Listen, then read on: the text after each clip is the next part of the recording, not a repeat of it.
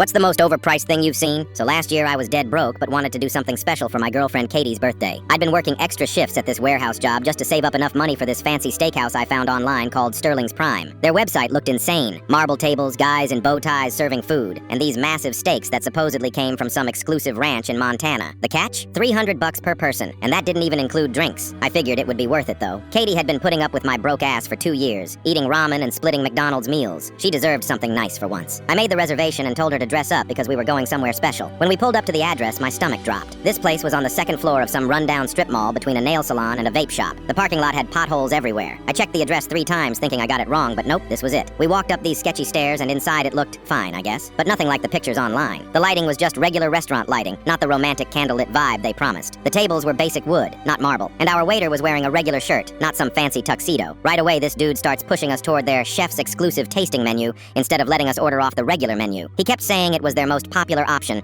and that we'd get to experience the chef's vision or whatever. Since we were already there and I'd already spent the money, I figured why not. When our food came out, I was shocked. The steak was literally the size of my palm, like maybe 6 ounces tops. The mashed potatoes were in this tiny little cup, and there were exactly 4 asparagus spears on the plate. For $600 total, we got less food than I'd get at Applebee's. But here's the weird part. The steak tasted really familiar, like really familiar. I couldn't shake the feeling that I'd eaten this exact same meat before. The texture, the flavor, even the way it was seasoned. It was bugging me the entire time. Katie was trying to be polite about it, but I could tell she was disappointed too. We left still hungry and had to stop at Taco Bell on the way home just to feel full. The next week, I couldn't stop thinking about that steak. So I drove to the grocery store near my apartment and started looking at their meat section. I found this package of ribeye steaks that looked exactly like what we'd been served. Same size, same marbling pattern, everything. I checked the label and nearly lost it. The supplier was called Mountain View Farms. Not some exclusive Montana ranch, just a regular beef distributor that supplies to half the grocery stores in the city. And the price? $9 per steak. I bought one and cooked it at home that night. It tasted identical. Literally identical. Same seasoning, same everything. They were taking $9 grocery store steaks and charging $300 for them. I was pissed. I started digging deeper online and found out that Sterling's Prime wasn't even owned by some famous chef. It was run by this guy named Rick, who used to manage a Chili's. Their whole backstory about being family-owned since 1952 was complete bullshit. So I decided to go back and confront them. I walked in with the grocery store steak in a bag and asked to speak to the manager. Rick came out and I showed him the steak and explained what I'd figured out. This dude literally laughed at me. He was like, "Kid, people don't pay for the food. They pay for the experience. If you can't afford fine dining, maybe stick to McDonald's." I was so mad I could barely speak. I'd worked 60-hour weeks to afford this place, and this guy was acting like I was stupid for expecting actual premium food. That night I went home and wrote the most detailed review of my life. I posted pictures of my receipt, photos of the grocery store steak with the packaging showing Mountain View Farms, and side-by-side comparisons of everything. I posted it on Google, Yelp, Facebook, everywhere. Within 2 days, my review had hundreds of likes and shares. They got shut down 2 weeks later. Rick lost his business, his fake reputation, and probably a ton of money. I never got my $600 back, but watching that place get boarded up felt better than any refund.